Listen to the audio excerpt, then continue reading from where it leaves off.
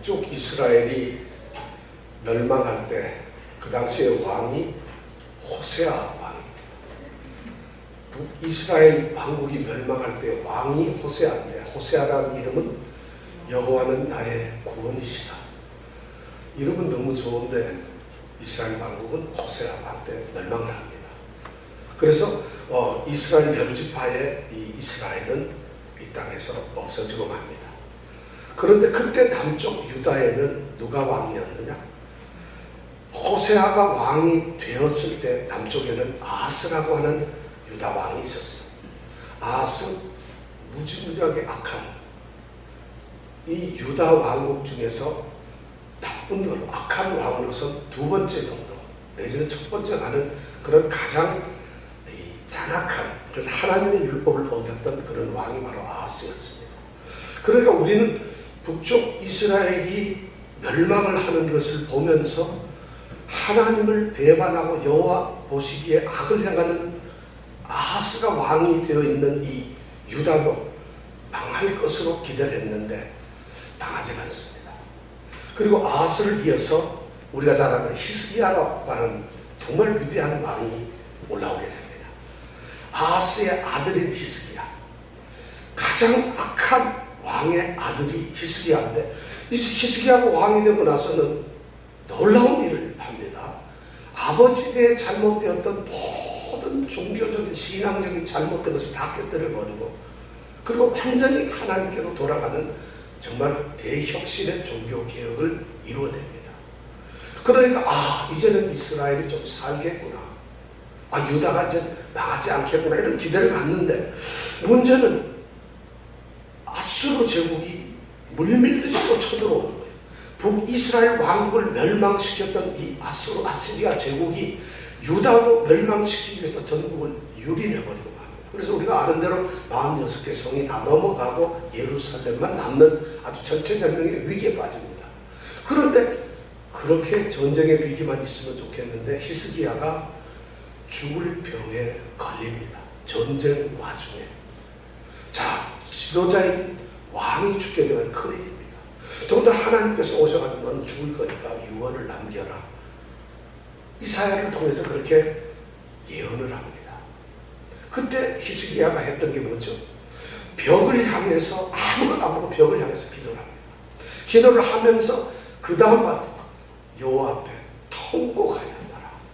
근데 하나님이 어떻게 기도를 들으시고 그 통곡하는 눈물을 보셨어요. 그리고 하나님이 갑자기 급해가 이거 히스기야 죽으면 큰일 나가 있거든.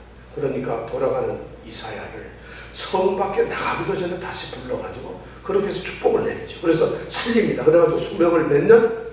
15년을 연장을 시키죠. 그리고 하나님께서 예루살렘을 둘러싸고 있는 이 아수르 제국의 사내립 군대를 하룻밤에 한번 절단을 해버리죠. 18만 명이 하룻밤에 죽는 이런 대승리가 이루어집니다. 그래서 드디어 유다는 멸망의 구렁텅이에서 살아납니다. 그런데 그렇게만 됐으면 이제 유다는 괜찮겠구나 했는데, 이 히스기야가 병에 걸려서 나았다는 소식을 바벨론에서 듣고, 바벨론 왕이 물어다가 발라다는 왕이 이제 문병 사절단을 보냅니다. 거기에서 이 히스기야가 문제가 생기죠. 교만해집니다. 그래서 그때 하나님으로부터 이제 교만함을 보고 하나님께서 테스트를 했는데 거기에 딱 걸려버렸어요. 그래서 히스기야는 하나님 앞에 실패하는 이제 왕의 모습을 보이게 됩니다. 우리 독자들은 이 성경을 읽으면서 히스기야가 종교개혁하고 하나님 앞에 완전히 굴복을 했으니까 이제 그래서 아수르도 물리치고 이제 새롭게 병도 고치고 했으니까 유다 왕국은 하나님이 지켜서 영영 잘 될 줄 알았는데, 히스기야의 이런 실패를 통해서 뭔가 불안감을 느끼게 됩니다. 그리고 나서 15년이라는 시간이 흐르고 히스기야는 이제 하나님의 약속된 제한된 수명을 마치고 죽게 되죠. 그리고 왕이 된 사람이 누군가? 오늘 말하는 므낫세가 왕이 됩니다. 자, 21장 1절 말씀을 다 같이 읽겠습니다. 시작. 므낫세가 위에 나아갈 때에 나이 12세라 예루살렘에서 55년을 지휘하니라. 그 모친의 이름은 헵시바라. 이 사람이 12살 때 왕이 됩니다. 이 므낫세가. 성경에는 므낫세라고 하는 사람이, 유명한 사람이 둘이 있죠. 한 사람은 요셉의 아들 장남이 므낫세입니다. 그러면 차남은 이름이 뭘까요?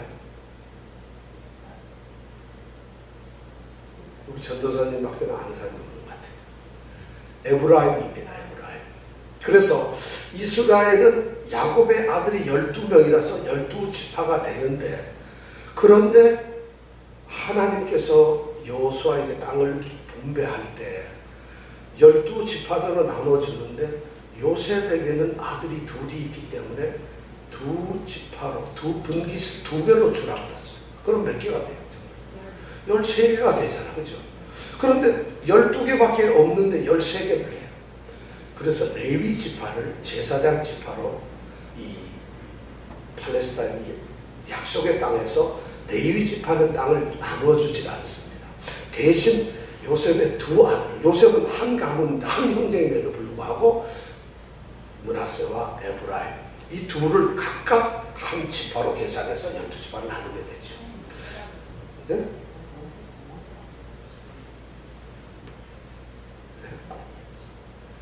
그렇게 되죠. 그러니까 이 엄청난 여호수아가 땅을 분배할 때 그런 이제 일을 이제 다 하게 되죠. 가나안을 정복하고 난 다음에. 자, 그렇게 돼서 이 요셉 지파가 결국은 굉장히 힘을 갖게 되죠. 바로 그 므낫세가 바로 그 요셉의 맏아들입니다. 그래서 지파가 되죠. 그리고 오늘 이제 등장하는 이 므낫세라는 왕이 있어요. 이 사람은 12살에 왕이 됩니다. 지금 그러면은 히스기야가 15년 연장된 이제 수명을 얻었는데 므낫세가 12살에 왕이 되었다 그러면 어떻게 되나요? 병에 걸려서 낳고 나서 3년 뒤에 낳아진 건가요? 그래서 12년 지난 다음에 왕이 되는 건가요? 뭐 계산을 보면 그런데 연대기적으로 보면 그게 맞지를 않아요. 성경은 이 연대를 맞추기가 좀 약간은 어려운데, 하여튼 12살에 왕이 되었는데 저 통치를 몇 년간 합니다. 여기 위에 나갔다는 것은 왕이 되었다는 건데, 왕이 돼서 몇 년 동안 왕이 되어 있죠. 오늘 성경은 55년 유다 왕, 이스라엘 왕 통틀어서 가장 장수한 왕이 바로 이 므낫세입니다.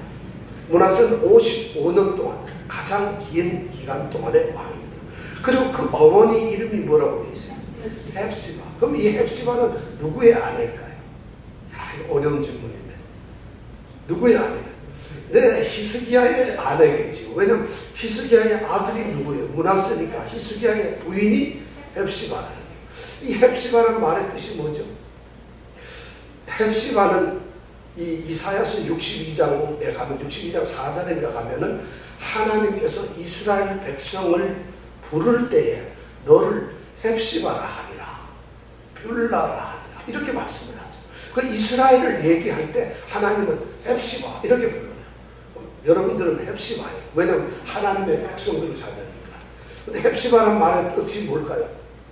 우리가 보면은 뭐 여성분들 합창단 만들고 막 헵시바 합창단, 무슨 헵시바인데, 헵시바란 말은 나의 기쁨은 그녀 안에 있다, 이런 뜻이에요. 그러니까 그녀는 나의 기쁨이다, 이런 거예요. 그러니까 하나님께서 이스라엘을 보면서 헵시바 이런 건 이스라엘 걸 여인으로 상정해서 여기에 나의 기쁨이 있다, 이런 뜻이에요. 바로 여러분들이 헵시바가 되길 바랍니다. 하나님의 기쁨이 여러분이 되시기를 바란다는 것이 얼마나 좋은 이름을 가지고 있어요. 히스기야라고 하는 최고의 현군, 아주 현명한 그리고 가장 좋은 왕 밑에 헵시바라고 하는 어머니를 모시고 12살의 왕이 된 이 므낫세입니다. 그런데 이 므낫세가 어떻게 통치를 했을까? 이제 오늘 성경 말씀을 보면은 므낫세의 통치에 된 걸 보면은 정말 엄청난 잘못을 저지릅니다. 자, 우리가 9절까지 한번 한 목소리로 읽어보겠습니다. 도대체 므낫세는 어떻게 왕으로서 통치를 했는가 한번 읽어보길 바랍니다. 자, 2절부터 9절까지 한번 읽어보겠습니다. 시작. 자, 첫 절에 처음 바로 뭐가 나와요? 므낫세가 하나님이 보시기에 하나님 눈에 악한 짓만 했다는 것입니다. 지금 자, 히스기야처럼 이렇게 훌륭한 왕의 아들이, 그래서 유다가 뭔가 잘 될 줄로 알았는데 그 다음에 일어난 왕이 12살의 왕이 되고 나서는 이 열왕기하 저자가 이 므낫세를 평가하면서 첫 마디가 므낫세가 여호와 보시기에 악을 행했다 이렇게 되어 있어요. 자, 계속 읽겠습니다. 므낫세가 여호와 보시기에 악을 행하여, 그 다음에 시작.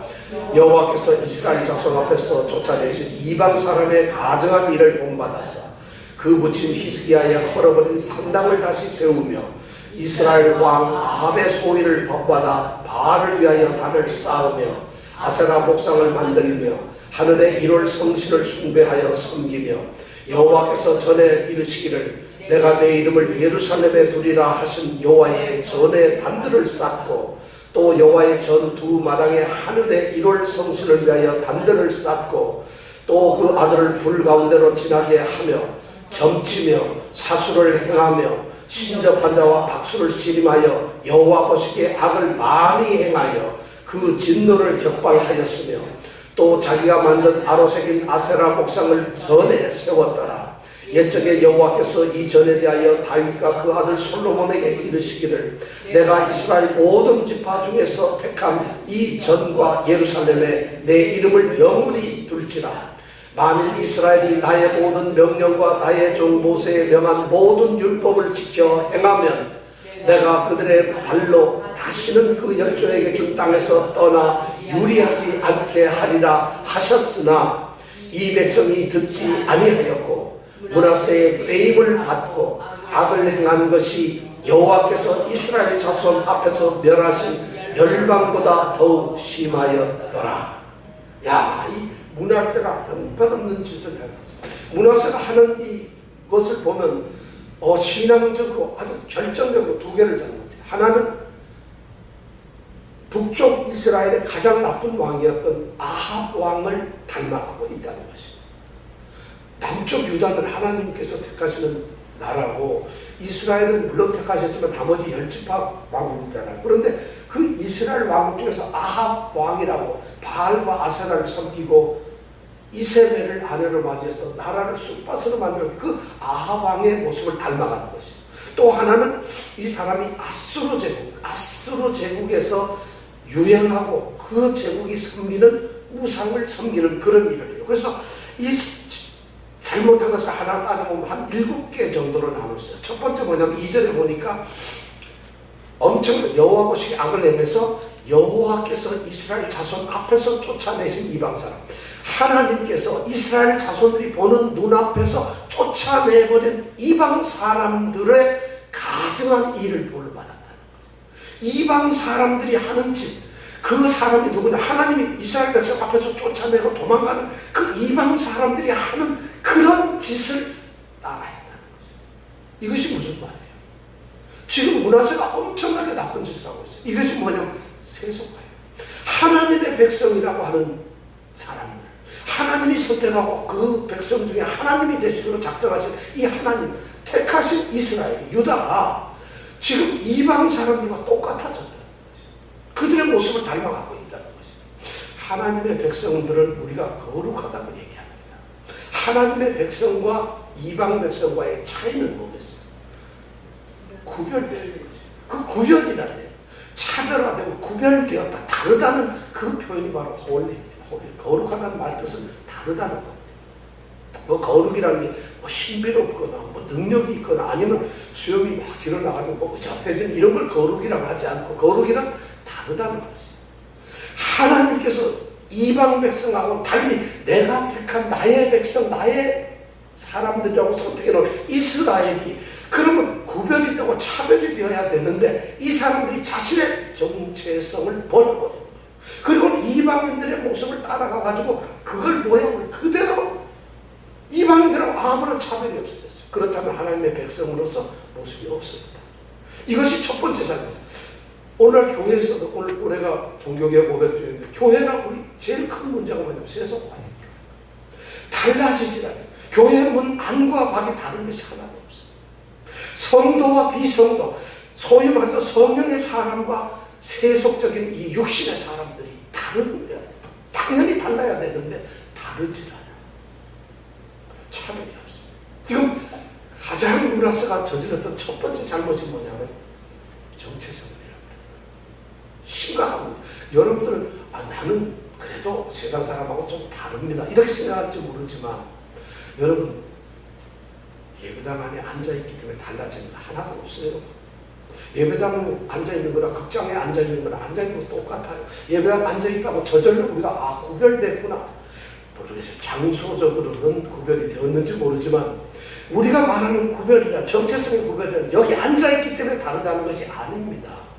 그런데 오늘날 성도들이 세상 사람들과 뭐가 달라요?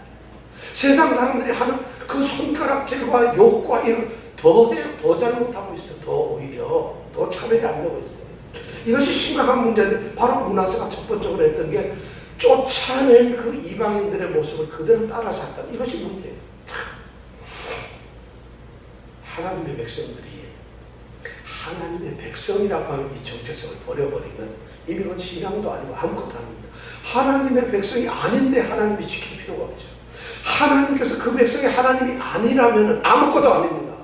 여러분들에게 나에게 하나님이 나의 하나님이 아니면 아무것도 아니에요. 지금 므낫세의 첫 번째 이 악행이 뭐냐면 바로 이 세속화입니다. 심각한 죄를 저질렀죠. 두 번째가 뭐냐면 3절에 보니까 산당의 부활을 했다는 거죠. 아버지 히스기야가 정말 정치적 부담을 안고 신앙적으로 너무 어려운 결단을 해서 전국에 깔려있는 예루살렘뿐만 아니라 전 성에 깔려있는 산당이 아마 그 당시에 수천 개가 됐을 거예요. 그걸 다 없애버렸거든요. 이 산당은 다윗도 못 얻었어요.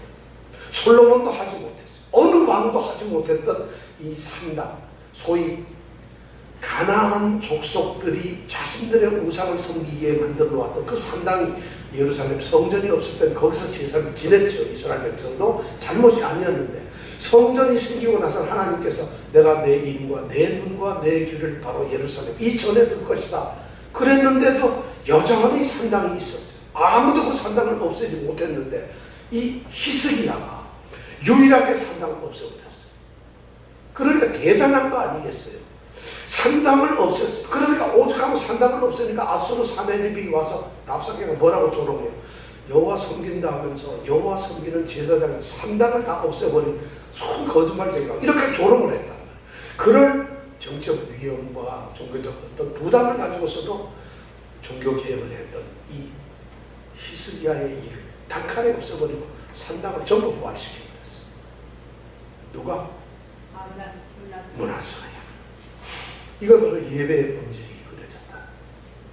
예배는 예루살렘 성전에서 하나님의 이름을 두시고자 하는 그 성전에서 예배를 드려야 하는데 전부 다 사당에서 그들이 하나님의 예배를 하나님의 예배답게 드리지 않는 그런 일들이 벌어졌다는 거죠. 예배가 깨져버려요. 예배의 본질, 예배가 그냥 무너져버려요. 오늘 우리에게도 똑같은 문제들이 있습니다. 우리는 예배를 드리니까 예배 드린다고 생각하는데 신앙의 변질은 굉장히 심각합니다. 우리는 성경대로 읽고 성경대로 설교하고 성경대로 말씀을 듣는다고 성경을 읽고 딴 얘기를 합니다. 성경 말씀을 한다고 하는데 성경이 이야기하는 그것을 말하는 것이 아니라 자기의 생각을 넣어서 성경의 말씀과 다르게 이야기를 하고 있다는 것이에요. 아니 성경이 하나님이 하시는 말씀이 고통스럽더라도 들어야 된다. 기쁘더라도 그 말씀을 들어야 되고 슬프더라도 들어야 되는데 이 성경을 우리의 입맛에 맞게 요리를 해요. 뺄 걸 빼고 넣을 걸 넣고 자를 걸 자르고 보탤 걸 보태고 좀 꾸밀 걸 꾸며가지고 좋은 먹음직한 것으로 우리는 말씀입니다. 그러면서 하는 말이 성경대로 나는 말씀을 전하고 우리는 성경을 듣습니다 하고 얘기를 한다. 또 그렇게 서로가 길들여지다 보니까 저같이 설교 길게 하는 사람은 아주 밥맛이에요. 짜증나는 거야. 그리고 뭐 재미난 얘기도 안 하고 쓸데없이 얘기하면 제일 짜증나. 좀 뭐 재미난 얘기, 좀 뭐 연예인 얘기도 하고 좀 재미난 이런 얘기도 해야 하는데 안 하니까 얼마나. 근데 바로 이 예배가 달라져 버렸어. 심각한 문제, 상당히. 오늘 우리 성도들이 우리는 교회가 달라졌다고 그러는데 교회가 달라진 것이 여러분 걱정될 게 아니라 내 자신이 달라지는 게 문제예요. 교회가 성도예요. 성도가 교회입니다. 우리가 교회예요. 교회는 무슨 건물이나 이런 그런 것이 아니라 우리 자신이 주님이 말씀하신 교회예요. 가이사랴 필리포에서 주님이 세우는 교회는 이 반석 위에 내가 교회를 세운다는 것은 바로 우리 성도를 세운다는 것이에요. 그 성도들이 모이면 집합된 교회고 하나하나 있으면 각자가 교회인 거예요. 우리가. 그러니까 우리 성도들이 예를 들어서 예수 믿는 우리 성도들이 뉴저지에 살고 있으면 뉴저지에 교회가 있는 것이. 근데 그 성도들이 이미 예배의 본질을 잃어버렸어요. 교회가 없어져. 교회가 예배장에서 찬양대가 막 하는데 찬양대 난 막 목소리를 높여가 찬양하는데 그분들이 찬양을 왜 하는 거예요? 노래를 하는 겁니까? 찬양을 하는 겁니까? 노래를 한다면 예배를 드리러 온 청중들이 들어야 되겠죠. 근데 찬양을 하면 누가 들어야 될까요? 정말 그래요? 하나님이 그거 듣나요? 그래서 찬양을 좀 더 잘해보려고 스카웃을 해요. 한 주일에 500불씩에서 2,000불 해가지고 솔리스트를 불러오고 이렇게 한단 말이에요. 그런데 열심히 찬양하면 하나님은 몰라 듣는지 안 듣는지 잘 모르겠는데 하여튼 우리 하나님의 백성들이 지금 성격적으로 좋아한다는 것이 심각한 문제예요 사실.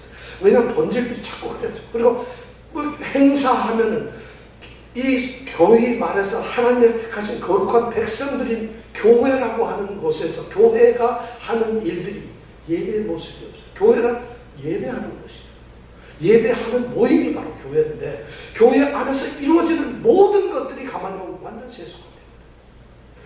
발표회를 하는 것도 아이고 뭐 성탄절날 우리 뭐 발표회 해보세요. 우리 딸이 가서 한장하면 그 앞에 나가서 사진 찍고 그게 제일 기뻐요. 남이 하면 또 나가서 놀아요.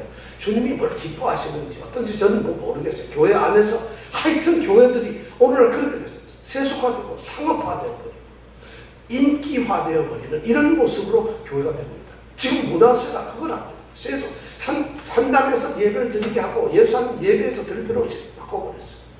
이것이 두 번째 잘못. 세 번째는 뭐냐면 3절에 보니까 바알과 아세라를 숭배합니다. 바알 아세라는 바로 북이스라엘 아합 왕이 이세벨과 결혼을 하면서 데리고 두로 땅에서부터 가져온 이 토속신이고 잘못된 우상 아닙니까? 그 바알 신전을 다 만들어버리고 그 다음에 아세라는 바알의 부인 그 다음 대칭이 되는 여자인데 둘이 결혼했는지 내가 확인을 안 해봐서 모르겠는데 하여튼 그래 바알과 아세라인데 이 둘을 전부 다 해요. 지금 이스라엘의 종교는 여호와 종교입니다. 하나님을 유일신으로 섬기는 여호와 종교인데 이것을 깨버리고 그 다음에는 바알과 아세라를 섬겨요. 착각하지 마세요. 하나님을 버리고 바알을 섬기는 것이 아니라 그들은 예루살렘 성전에서 하나님께 예배를 하면서 바알에게도 예배를 합니다. 그들은 산당에서 하나님께 기도하고 제사를 하면서 똑같이 바알에게도 합니다. 이걸 바로 혼합주의라고 합니다. 하나님을 버렸으면 참 문제가 될 텐데 이스라엘 백성, 이 유다 백성들은 예루살렘 성전에서 하나님께 제사장들이 성전에서 제사를 합니다. 성전세를 내고 들어가서 제물도 잡고 감사제, 번제 다 하고 있어요. 여호와를 섬겨요. 그러면서 오늘 옆뒤에 말씀해 보면 성전 안에다가 바알의 신전도 세워놓고 단도 세워놓고 같이 세워요. 이게 뭐예요? 이것도 섬겨도 좋고 이것도 섬겨도 좋고. 어젠가 뭘 내가 신문에 어디서 봤는데 막 고생을 당하니까 예수를 안 믿는 사람이 어떤 사람이 막 기도를 하는데 아버지 하나님 살려주세요. 부처님 살려주세요. 누구든지 하여튼 먼저 들으면 빨리 가서 살려주세요. 이렇게 하면 기도를 하더라. 이게. 바로 이것이 혼합주의. 우리는 여러분들은 어떻게 생각해요? 저희들은 하나님만 섬기지 저는 세상 우상 안 섬겨요. 여러분 다 그렇게 생각하고 있을 텐데 착각하지 마세요. 우리는 혼합주의에 다 빠져있는 사람. 세상에 돈이 더 중요할 때가 있어요. 자식이 더 중요할 때가 있어요.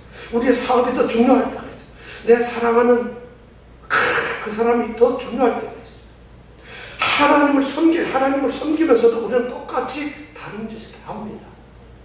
마치 하나님 섬기는 건 하나님을 섬긴다는 건 여러분 주일날 와서 예배만 드렸기 때문에 하나님을 섬기는 게 아니잖아요. 그것은 예배 드리는 시간에 우리 사람들이 종교적 관습에서 정해놓은 규칙이지 그것이 하나님을 섬기는 전부 다가 아니잖아요.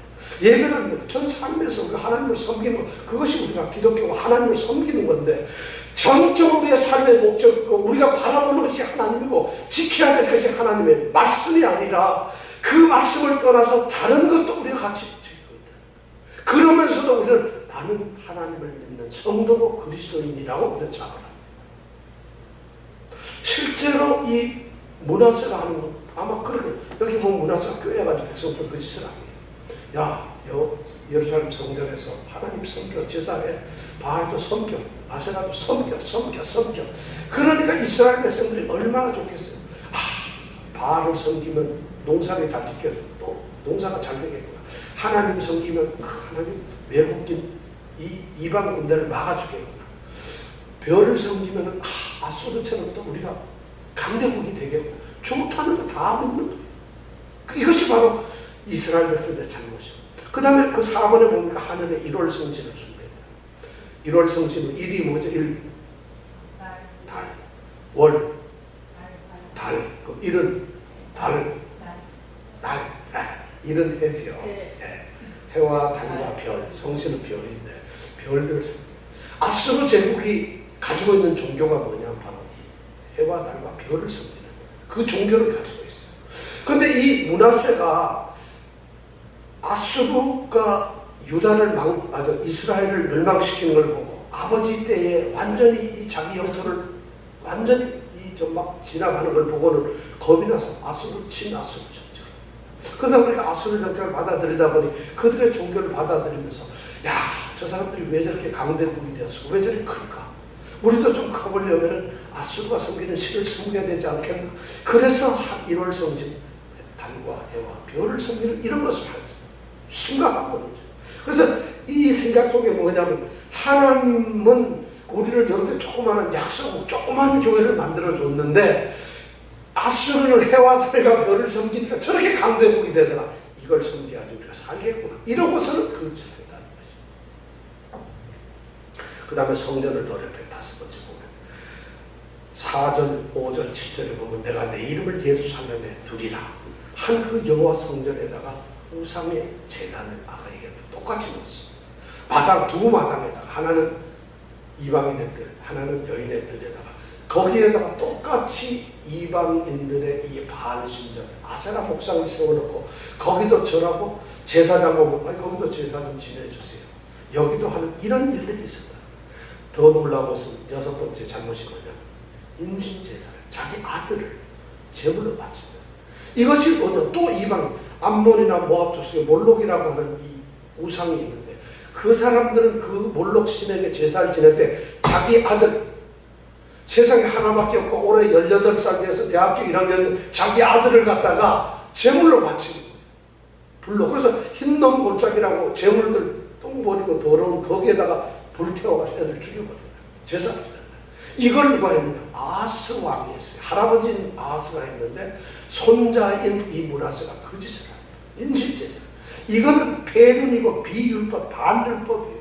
레위세는 절대 이런 제사를 해서는 안 된다 하나님께서 너무 얘기해요. 왜냐면 하나님은 살아계신 하나님이고 사람을 제물로 받는 것이 아니라고 그렇게 얘기하는데도 남들이 하니까 그러면 좀 영빨이 받을까 축복이 더 생길까 봐 그런 인신제사를 합니다. 그리고 마지막 7번째 미신을 따라요. 뭘 하죠? 점쟁이한테 뭘 해요? 점점. 그 다음에 마술, 속임수 하는 그 사람들한테 뭘 합니다. 그 다음에 악령, 신접들이 귀신 들려가지고 뭐가 수리수리 막 알아봐라 이런 걸 하면 거기 가서 북쳐내고 뭘 한다.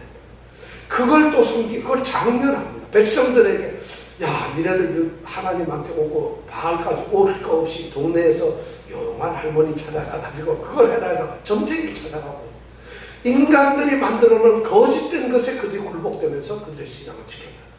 이렇게 7가지의 결정적인 신앙적 잘못을 그러니까 완전히 악한 이 종교 생활의 종합 선물 세트를 하나도 빠진 게 없이 다 들어가 있어요. 그래서 오죽하면 하나님께서 가나안을 포함한 이방인들의 풍속을 따른다고 이렇게 말해요. 전부 다 하나님과는 관계없는 그런 짓을 했어요. 그러니까 하나님께서 7절하고 8절에 보니까 이렇게 돼요. 7절 8절 한번 같이 읽어볼까요? 시작. 또 자기가 만든 아로새긴 아세라 목상을 전에 세웠더라. 그 다음에 중요한 말이에요. 옛적에 여호와께서 이전에 대하여 다윗과 그 아들 솔로몬에게 이르시기를 내가 이스라엘 모든 지파 중에서 택한 이전은 예루살렘 성전입니다. 예루살렘에 내 이름을 영원히 둘지라. 만일 이스라엘이 나의 모든 명령과 나의 종 모세에 행한 모든 율법을 지켜 행하면 내가 그들의 발로 다시는 그 열조에게 준 땅, 바로 이 땅에서 떠나 떠돌이 되지 않게 해주겠다. 이런 하나님의 약속을 어겨요. 이 하나님의 약속을 보면 다윗과 솔로몬에게 말씀하셨던 그 다윗 언약을 어겼다는 것이에요. 그 다음에 예루살렘 성전, 이 사람들이 성전에 대한 거룩성을 깨뜨려 버렸다는 거죠. 더 중요한 것은 모세에게 말씀하셨던 하나님의 율법을 깨뜨리는 이런 짓을 했어요. 그런 것을 하지 않고 만약 다윗에게 한 다윗과의 언약을 네가 만약 지킨다면은, 그리고 예루살렘 성전에 여기 내 이름을 두고 내가 여기에 거한다는 것을 너희들이 안다면, 여기 와서 예배하고 제사한다면은, 그리고 모세에게 내가 명했던 모든 율법과 명령과 규례를 지켜 행한다면은 너의 발이 바로 이 땅에서 떠나는 일이 절대 없을 것이다 하고 약속을 했다는 것이에요. 그렇게 했는데 그것이 깨어지고 말이에요. 그런데 그 다음에 보니까 이 사람들이 잘못을 저지르는데 8절 9절에 보니까 엄청난 잘못을 저질렀어요. 뭐라고 됐냐면 이 백성이 듣지 않아요. 그렇게 하나님이 명령을 했는데 이 백성이 듣지 아니하였고, 누구의 꾀임을 받아? 므낫세의 꾀임을 받아. 므낫세가 백성들을 잘못 인도해요. 지도자가 백성들을 잘못 이끌어간다는 거죠. 꾀임을 받고 악을 행한 것이 악을 행했죠. 여호와의 말씀을 듣지 않습니다. 악한 지도자의 꾀임에 그걸 거부를 해요. 지도자가 그런데 어떻게 해요가 아니라 잘못된 것을 이 사람들이 거부를 해야 될 텐데 왕이 잘못한다고 똑같이 거기 가서 꿰매 빠져가지고 악을 행했어요. 근데 그 악을 행한 것이 보니까 여호와께서 이스라엘 자손 앞에서 멸하신 이방 족속보다 더 심했다는 거죠. 악을 행하는 것이 이스라엘 백성들이 택하신 하나님의 백성이 악한 쫓아낸 더럽다고 하나님이 가증스러워 가나안이 죄를 졌기 때문에 그들을 몰아내고 나의 택한 백성을 가나안 땅에 주는데 쫓아낸 가나안 족속들보다도 더 심하게 죄를 저질렀다. 이것이 누구냐? 하나님의 평가가 그렇다는 것이죠. 누가? 하나님의 택하신 백성이. 그러니까 하나님께서 이제 그렇게 됐을 때 어떻게 하실까요? 참아야 되겠구나.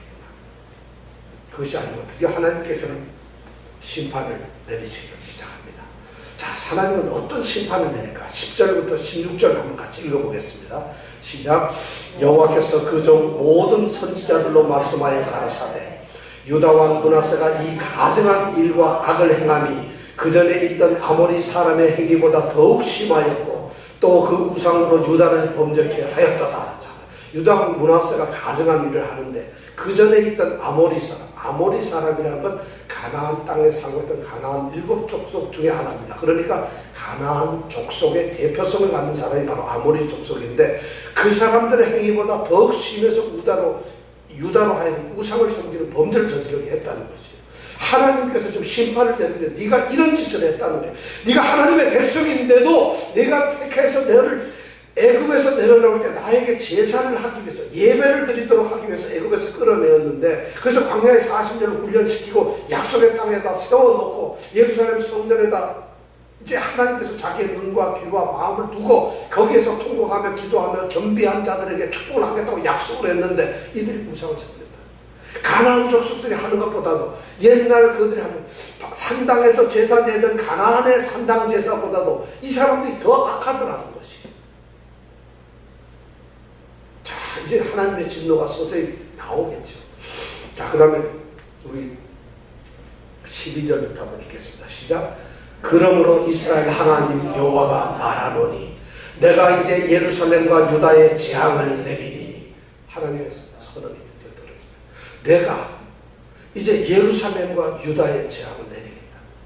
예루살렘과 유다의 재앙, 이 말이 여러분 예루살렘에도 내리고 유다에도 내린다. 예루살렘에 내린다는 것은 예루살렘은 전 성전을 말하는 거죠. 하나님의 임재하신 거죠. 하나님의 임재가 떠나시겠다는 거죠. 이제 더 이상 너희들과 함께 안 하겠다는 거예요. 예루살렘과 이 말은 이제는 내가 너희들과 같이 안 하겠다는 거예요. 안 하겠다는 건 뭐 우리가 하나님과 함께 있어야 되는데 이제 더 이상 하나님은 이스라엘 백성과 있지 않겠다는 거예요. 그 다음에 유다를 떠나. 유다를 갖다가 어떻게 해요? 유다를 이제 재앙을 냅니다. 유다는 뭐 나라예요. 민족이에요. 다시 말하면 하나님의 나라고 하나님의 백성. 이제 더 이상 내가 너희를 나의 백성, 나의 사람이라고 얘기하지 않겠다는 거죠.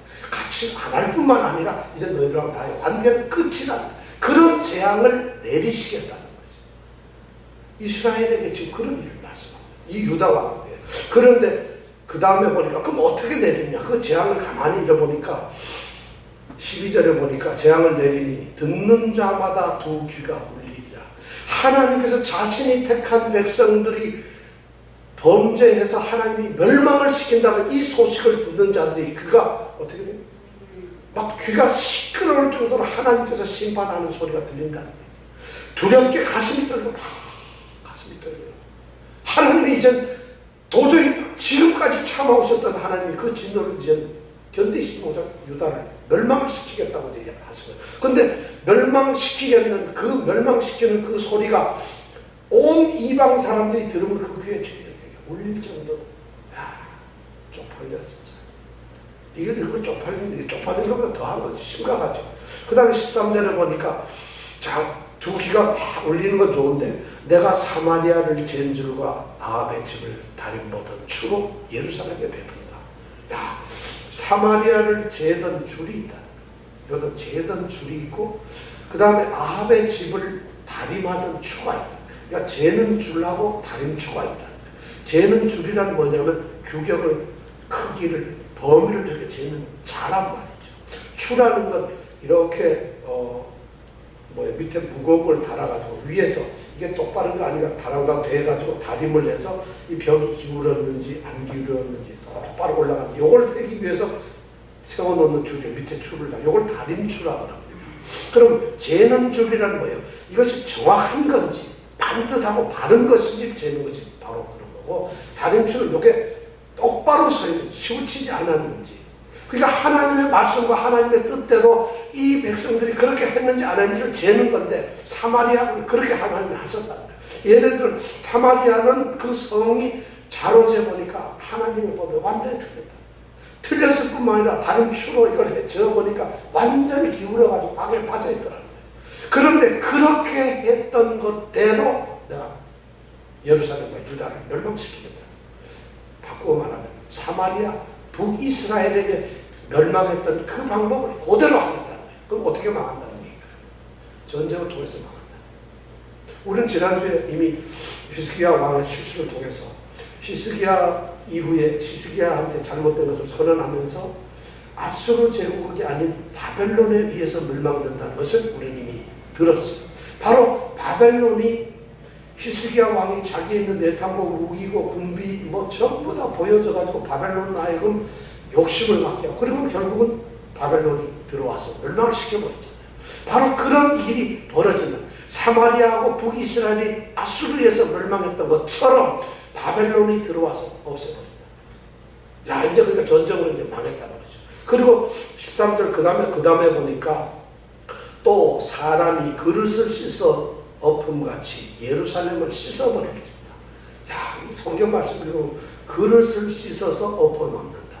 그러면 우리는 여러분 무슨 생각이 드세요? 그릇을 씻어 엎어놓는다는 게 무슨 말이에요? 그릇을 잘 씻어서 아주 예쁘게 잘 쌓아놓는다 이런 뜻인가요? 그릇을 씻어 엎는다는, 그릇이라는 밥을 먹었든지 뭘 담았는데 그것을 씻는데 어떻게 씻나요? 아주 깨끗하게 씻죠. 그래가지고 이걸 엎어버렸다. 다시 말하면 멸망을 시키는데 완전하게 아주 깨끗하게 없어버리겠다. 그러니까 하나님께서 이렇게, 하나님은 국문학을 전공하셨는가 이렇게 말씀을 한다 해서, 자, 귀의 쟁쟁, 그 다음에 다림추, 재는 줄, 그 다음에 뭐죠? 그릇. 자, 여러분 그릇 씻으면서 꼭 생각하세요. 야, 하나님이 내 죄를 이렇게 씻어주세요. 근데 내가 죄를 지면 이렇게 멸망할까 두렵습니다. 그러니까 그릇을 깨끗이 씻지 말고 좀 남겨두라고 말이지. 자, 이렇게 해가지고 멸망을 시킨 거예요. 골치 아픈 일이 벌어졌죠, 드디어. 자, 그러면 그렇게까지 하나님이 하시겠다는 건 도대체 하나님이 하시는 것은 왜 그러면 이렇게 그렇게 하셔가지고 나도 이 사람들이 어떻게 된다는 거예요. 그러니까 14절에 보니까 어떻게 한다는 것을 이렇게 나왔어요. 14절 한번 같이 읽고, 그러니까 이렇게 하나님이 재앙을 내리는데 그 재앙의 모습이 어떤 건가 14절에 나와 있어요. 한번 같이 읽어볼까요? 시작. 내가 나의 기업에서 나온 자를 버려 그 대적의 손에 붙인즉 저희가 모든 대적에게 노략하고 발달이 되리니. 자, 이게 무슨 말이에요? 읽었는데 여러분 이 지금 유다 왕국의 멸망과 그 모습을 14절에 이렇게 기록해놨는데 멸망의 모습이 그려지나요? 막 읽었는데도 뭔 말인지 잘 모르겠어요. 내가 나의 기업에서 남은 자를 버려. 나의 기업이라는 건 하나님의, 우리 이스라엘 백성 유다가 하나님의 기업이에요. 하나님이 선택하신 자녀들이고 하나님 사람이라 그 하나님이 택하신 것에서 남은 자를 그냥 없애는 것도 아니라 남은 자가 있어요. 하나님은 늘 남은 자를 두시겠다 했는데 남은 자를 어떻게 버려버려. 깨끗하게 버려버리겠다. 그래서 그 대적의 손에 붙인 원수의 손에 붙여버리겠다. 그래서 그 모든 대적이 저들을 노략하고 겁탈한다. 이렇게 돼 있어요. 이게 세번역 성경에 보면 이렇게 돼 있어요. 내가 내 소유인 내 백성 가운데서 살아남은 사람을 모두 내버리겠고 그들을 원수의 손에 넘겨주겠다. 그러면 그들이 원수들의 먹이가 될 것이고 그 모든 원수에게 겁탈을 당할 것이다. 이것이 바로 현대어로 하면 그렇게 돼 있어요. 이것이 바로 누가 당할 일이라고? 유다가 그렇게 된 겁니다. 오늘날 만약 교회가 회개하지 아니하면 개혁되지 아니하고 하나님께로 돌아오지 아니하면 하나님이 자신이 택한 유다를 멸망시키는 것처럼 참음의 한계가 있다는 거죠. 지금 그것을 이 문하세 왕을 통해서 우리에게 들려주고 계세요. 심각한 문제잖아. 우리는 하나님은 사랑의 하나님이니까 잘못해도 봐주겠지. 심판에는 봐주는 게 없어요.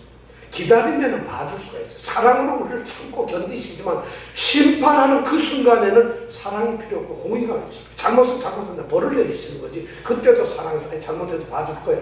그런 걸 보고 뇌물받고 재판하지 않는다는 거죠. 그게 심각한 거예요. 지금 하나님이 진노가 이미 꼭대기까지 차버렸어요. 왜 하나님은 이렇게 재앙을 지금까지 참았는데 하나님 왜 이런 재앙을 내리세요? 그 이유가 뭘까요? 왜 해필이면 이때 그래요? 히스기야처럼 좋은 왕도 있었잖아요. 다윗과 한 약속도 있었잖아요. 예루살렘 성전에서 우리가 제사도 지내잖아요. 하나님을 섬기잖아요.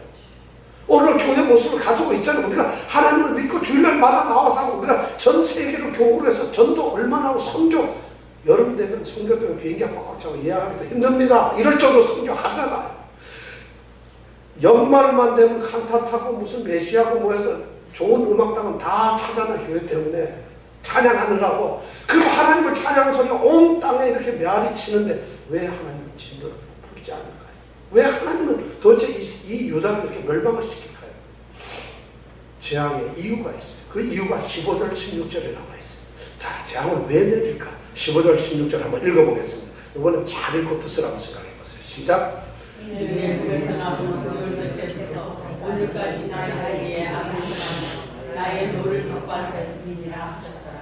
문하세가 여호와 보시기에 악을 행하여 유다로 범하게 한 그 죄에 또 무죄한 자의 피를 심히 많이 흘려 예루살렘 이가에서 서가에서 가득하게 했다. 이게 무슨 말일까요? 이가에서 김가까지? 이게 여러분 15절 16절 재앙의 이유를 지금 설명을 했어요. 하나님께서 왜 내가 재앙을 내리는지 알겠니? 하고 말씀을 하는데 여러분 읽어보니까 하는 이유가 뭐예요? 이걸 모르면 이유를 모르니까 우리는 괜찮아. 이게 이유를 자체가 하나는 보면 뭐라 이는 내가 재앙을 내리는 이유가 뭐냐 하면은 애굽에서 나온 그 열조 때부터 애굽에서 누가 나왔어요? 모세를 통해서 애굽에서 나온 열조라는 게 그 12지파가 같이 나왔어요. 그 애굽에서 나온 그 조상 때부터 오늘까지, 그러니까 출애굽하면서부터, 그러니까 오늘까지니까 거의 연도로 따지면은 한 700년 정도 됐나요? 출애굽 하나님께서는 430년의 이 애굽 종살이에서 이스라엘 백성은 도저히 잊어버리지 않고 430년이 지난 어느 날 모세를 통해서 구원을 하시잖아요. 그래서 그 집어내고는 약속의 땅 가나안 땅에다 넣어주셨는데, 근데 하나님이 오늘 평가는 뭐냐면 애굽에서 나온 그 너희 조상 때부터 오늘까지 너희가 나의 보기에 악을 행했다. 쉽게 얘기하면 출애굽해서 지금까지 이런 좋은 일 하나도 안 했다는 거죠. 이게 하나님 말씀이에요. 우리는 지금 무슨 이 말 앞에서 하나님이 하시는 말씀이에요.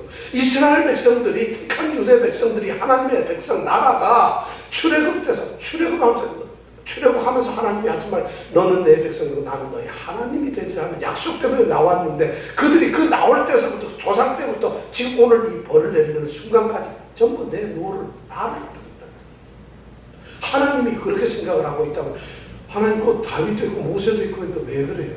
하나님이 총체적으로 인류의 죄를 지금 말씀하고 있다. 타락을 말씀하고 있다. 이것이 사실 현실이에요. 우리는 경건하고 의롭다고 또는 선하다고 착각을 할지 모르지만 하나님의 눈에 비춰지는 선한 자가 하나도 의인은 없나니 하나도 없다. 모든 사람이 죄를 범하였으며 하나님의 영광에 이르지 못하더니 바로 그런 상황이라는 거예요. 간단히 얘기하면 지금 그 얘기를 하는 거죠. 그래가지고 나의 보기에 악을 행하여 나의 노를 격발하였다. 계속 끊임없이 나한테 분노하게 만들고 화를. 그런데도 하나님이 오늘날까지 참았어. 이제는 더 이상 못 참습니다. 끝! 여기까지. 심판을 하십니다. 심판 진짜 하실까 안 하실까? 심판을 하시죠. 롯데서 나서 한 60년 지나면은 유다는 멸망하고 맙니다. 요걸 갖다가 또 제가 현대어를 읽어보겠습니다. 그들은 내가 보기에 악한 일을 하였고 그들이 애굽에서 나온 조상 때부터 오늘날까지 나를 분노하게 만들었다. 그러면서 16절에 있는 말씀을 보면 더욱이 므낫세는 유다로 하여금 나 주가 보기에 악한 일을 하도록 잘못 인도하는 죄를 지었으며 죄 없는 사람을 너무 많이 죽여서 예루살렘이 이쪽 끝에서 저 끝에 이르기까지 죽은 사람들의 피로 흠뻑 젖어 있었다. 이렇게 기록을 합니다. 이가에서 저가는 이 거리에서 저가, 이 스트리트에서 저 스트리트. 그러니까 이쪽 끝에서 저쪽 예루살렘 성이 어떻게 뭐라 전부 죽은 사람 피로 가득 차 있다. 야, 실제로 이 므낫세가 얼마나 사람을 많이 죽였는지 몰라요. 성경에는 안 나옵니다만 위경에 보면 이사야의 죽음과 승천이라고 하는 책이 있어요. 위경에. 근데 거기에 보면 이사야의 죽음에 대해서 나와요. 이사야 선지자가 바로 이 히스기야까지 있고 므낫세 때 죽습니다. 근데 므낫세 때 이 이사야 선지자를 죽여요. 근데 이사야가 어떻게 죽는지 아세요? 그 위경에 보면. 근데 이 요세푸스나 또 고대 우리 교부들 터툴리안 또는 뭐 자스틴 이런 교부들이 기록에 보면은 이사야의 죽음의 모습이 나와. 이사야는 어떻게 죽었을까요? 자, 1. 목이 베어서 죽었다. 팔이 잘려 죽었다. 다리가 잘려 죽었다. 뭐 잘 모르겠다. 뭐겠어요? 거기에 보면 이사야를 죽이는 장면이 이렇게 나와요. 이사야를 산채로 큰 나무 통에다가 집어넣었어요. 그럼 통에 딱 묶어 있는 거 이렇게 세워져 있죠. 그죠? 통 안에 이렇게 세워놓고 그 다음에 가운데를 톱으로 잘랐어. 톱으로 잘라서 이사야의 몸이 반통이 나서 죽습니다. 이것이 이사야의 죽음에 대한 모습. 이사야 선지자가 그렇게 죽었어요, 여러분. 그래서 히브리서 11장 37절 11장 믿음의 장에 보면 믿음의 사람들이 아브라함도 나오고 누구 나오는데 근데 거기에 박해받는 사람이 칼에 찔러지고 불에 타서 죽이고 막 하는데 거기에 나오는 37절에 보면 톱에 끼워서 죽었다 이 말이 나와요. 그게 누구냐? 바로 이사야. 성경을 다 뒤져봐도 톱에 가서 죽였다는 사람이 안 나오는데 이사야가 그런 죽음을 당했다는 거죠. 이사야 그게 그래 나옵니다. 잔인하죠. 누가 그랬다고요? 그러니까 므낫세가 얼마나 악하죠. 그러니까 피가 막 흥건하게 됐어요. 그런데 이 악한 왕이 남들은 한 2년만 하고 1년만 하고 왕에서 쫓겨났는데 몇 년을 했어? 이게 하나님께서 저는 두렵습니다. 하나님이 이 유다를 멸망시키려는 뜻을 가지고 계셨습니다. 심판의 뜻을 가지고 계셨습니다. 그러니까 이런 악한 왕을 놓는 거예요. 여러분들이 잘못하고 게으르고 여러분들이 좀 뭔가 하나님을 섬기는데 좀 잘못될 때 하나님이 여러분들을 좀 편하게 놔주는 것이 아니라 하나님이 지금 여러분을 테스트를 하고 있다고 생각을 하세요.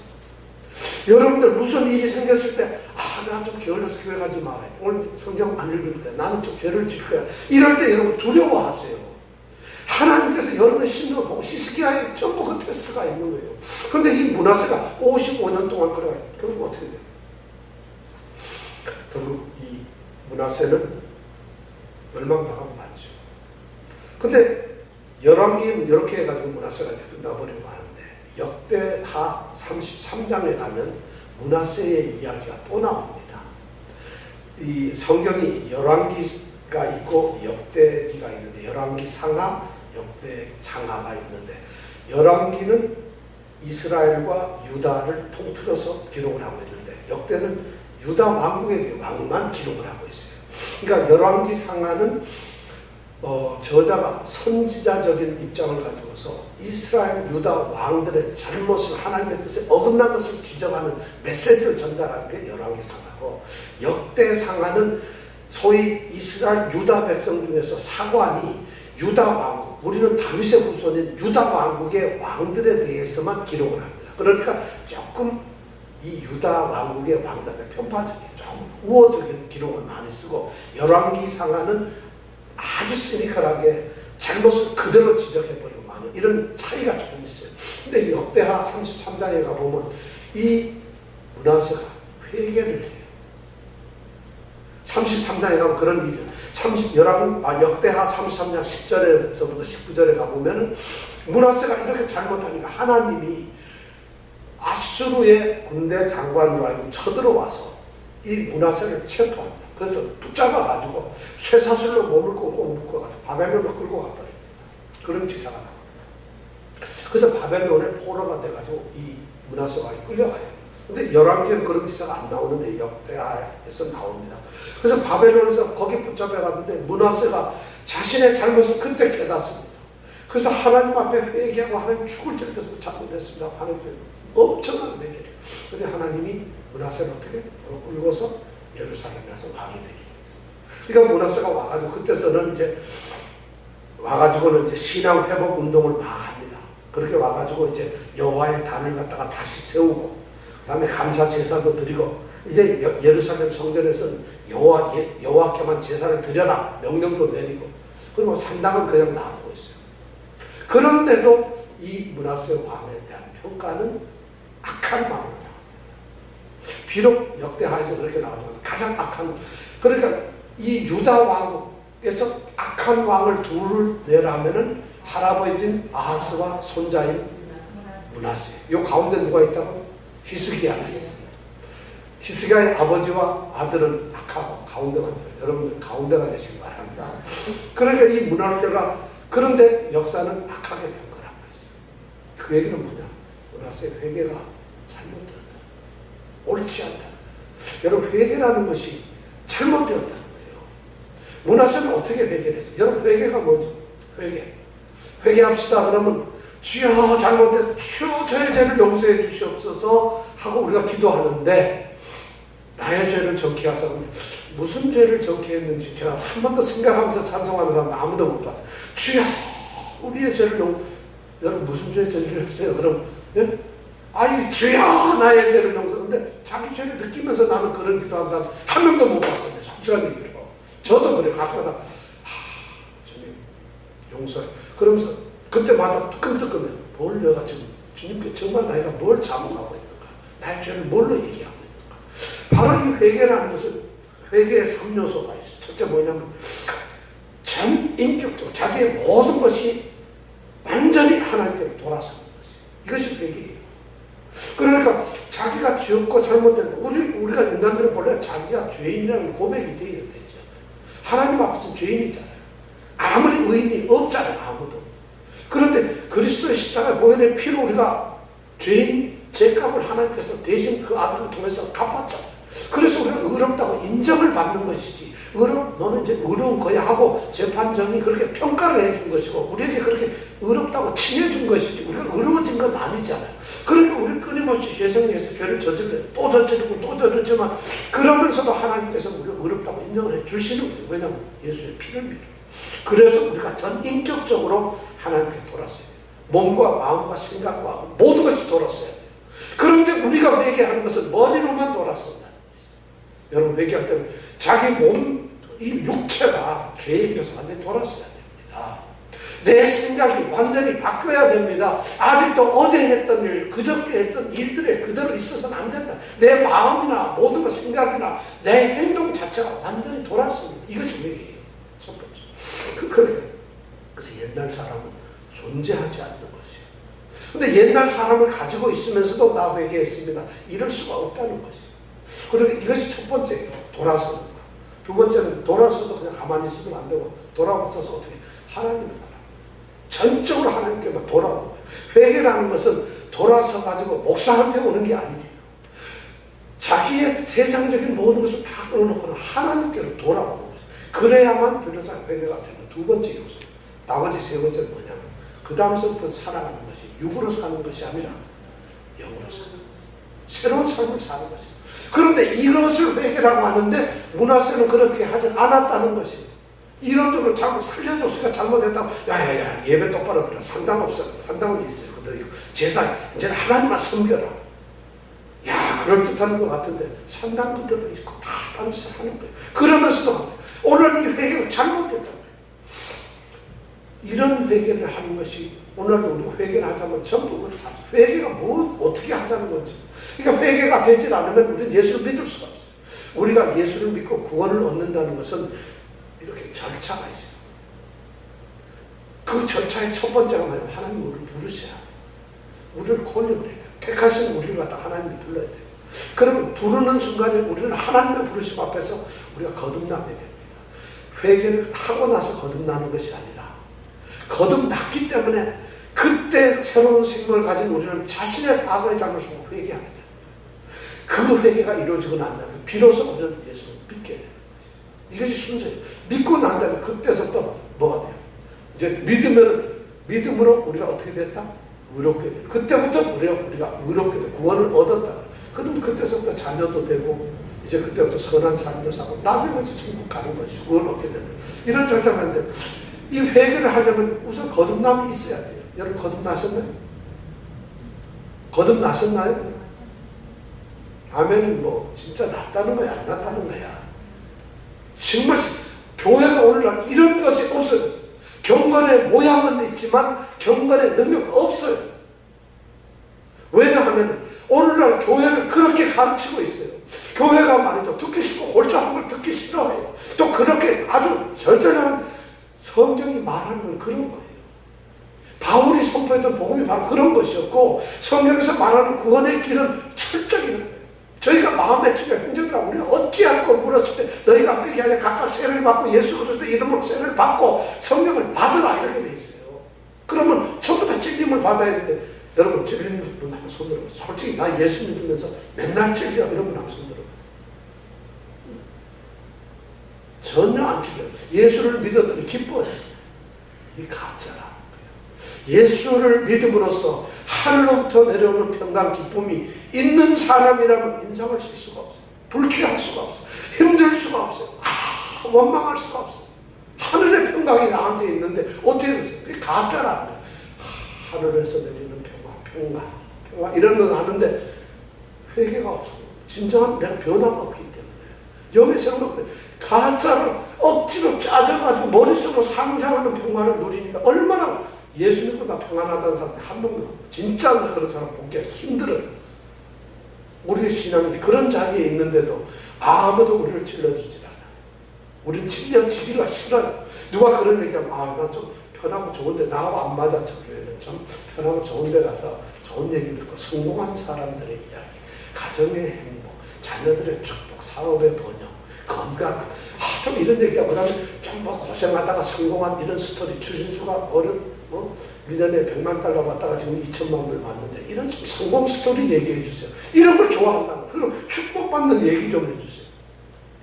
축복받는 얘기가 왜 필요합니까? 예수 믿으면 이미 축복인데 그런데도 축복받는 얘기를 그러니까 가짜에 우리가 취해서 사는 거예요. 참 심각한 문제죠. 바로 이게 회개가 잘못된 우리 신앙의 자리가 잘못된 거죠. 그럼 이렇게 회개를 받을 수 있는 우리가 어떻게 이런 회개를 할 수 있을까? 딱 하나예요. 우리의 전 인격이 십자가에 달린 예수, 부활하신 예수께 합쳐지는 거죠. 근데 그냥 합쳐지나요? 죽으신 예수와 우리가 어떻게 합쳐? 영으로 우리 마음속에 오셔야 되는데 그 예수를 보시려면 성령께서 인도하시죠. 요한복음 16장, 15장에 나오는 말씀이 바로 그래요. 보혜사 성령 곧 그가 너희를 내게로 인도하리라. 그가 나를 증거하리라 하는 말씀이 그거예요. 그래서 우리가 비로소 예수를 모신다는 것은 성령께서 우리를 이끌어내셔 가지고 그럼 성령이 보혜사고 인도를 안 하면 예수님은 우리에게 들어올 수가 없어요. 그럼 성령은 예수님만 들어보내놓고 자기 밖에 있나요? 성령이 우리 안에 들어왔어요. 그래서 하나님 성부 성자 성령이 다 우리 안에 있다고 돼서 내 아버지와 나도 너희 안에 거하고 성령도 너희 안에 거한다 이렇게 돼 있어요. 그러면 다 삼위 하나님 우리 안에 있는데 그럼 우리는 결국 뭐예요? 예수를 믿고 예수 안에 있다는 성령도 우리 안에 있어요. 그럼 우리가 어떻게 해야 돼요? 우리 모습이 어떻게 해야 되냐? 이것이 회개를 할 수 있는 원인이 뭐냐? 그 예수를 내가 모시는 건데 성령의 조명을 통해서 내가 느끼고 깨닫는 것이죠. 이것이 회개가 되는 이유인데, 그러니까 이런 거 나 회개했어야 하는데 이런 절차가 없는 사람은 그 회개는 내가 보기엔 뇌물 살짝 주고 살짝 올려받은 이런 거예요. 가짜로 받은 거예요. 진짜 회개가 아니라. 그러면서 회개됐다고 착각하고 있는 거예요. 여러분, 시간 하나님 앞에 자복하고 회개합시다. 우리 죄를 하나님 앞에 고백하면 하나님께서 후이상을 꽉꽉 눌러가 축복하실 테니까 자 회개합시다.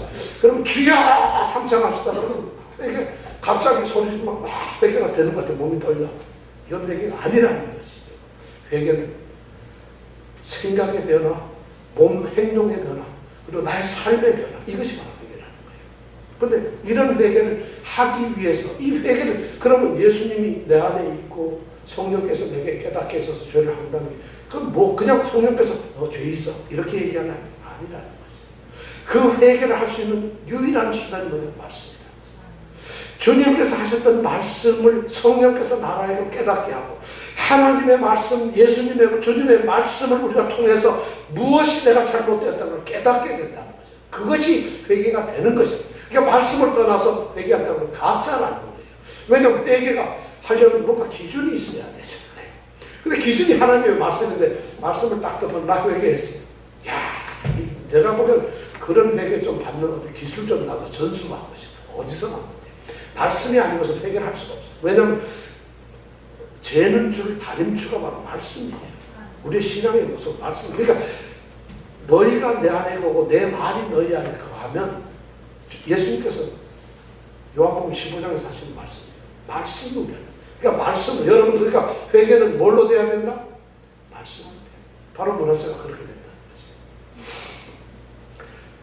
므낫세는 근데 역대하 33장에 보면 아주 회개를 했다는데 악한 마음으로 평가를 받고 드디어 마지막에 보니까 이제 죽었죠. 그리고는 그 다음에 왕이 누가 되느냐? 아들이 아몬이라고 하는 사람이 왕이 되는데, 이 사람은 딱 2년 왕을 했는데, 이 사람이 한 걸 보면은 딱 하나밖에 없어요. 21절하고 22절에 보면은, 자, 아몬이 뭐를 21, 22 한번 읽어볼게요. 21, 22 아몬이 한 것 시작. 아몬이 므낫세에 행한 것이 여호와 보시기에 악을 행하되 21절. 그 친에 행한 모든 일을 행하여 그 친의 정의로운 성을 성경하여 22절. 그 열조에 행한 여호와를 버리고 그 길로 행치 아니하는. 예, 이 아들이 아몬인데, 이 므낫세의 아들이 아몬이 했던 것을 보면 20절에 보니까 그 아버지 므낫세에 행한 같이 여호와 보시기에 악을 행했어요. 아버지가 행한 것처럼. 또 21절에 보면 아버지가 행한 모든 길로 했어요. 그래서 그 아버지가 섬기던 우상을 경배했어요. 그리고 22절에 보면 그 자신의 조상들 하나님 여호와를 버리고 그 길로 가지 않았어요.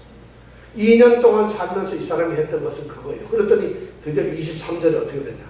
그의 신하들이 반역하여 왕을 궁중에서, 아들 아몬은 2년 겨우 하고 나서 악을 제대로 꿈도 못 펴보고 그러나 그냥 반역해서 죽고 말아요. 그래서 아버지 므낫세와 아들 아몬 토탈 몇 년? 57년간의 이 악행을 저질러요. 근데 그래가지고 이 아몬이 그렇게 해가지고 죽이고 나니까 백성들이 이러면 안 되지 해서 그 아몬을 죽인 그 반역자들을 백성들이 찾아가 다시 죽여버려요. 너희들이 어떻게 왕을 죽였느냐. 그리고 따로 다른 사람을 왕으로 세웁니다. 그 왕이 누구냐? 요시아라는 왕이세요. 다음 주에 우리가 요시아에 대해서, 하나님은 드디어 요시아를 통해서 새롭게 유다를 갱신해요. 어쩌면 유다 역사에서 가장 개혁적인 왕이 요시아예요. 그러나 지는 해는 아무도 막을 수가 없어요.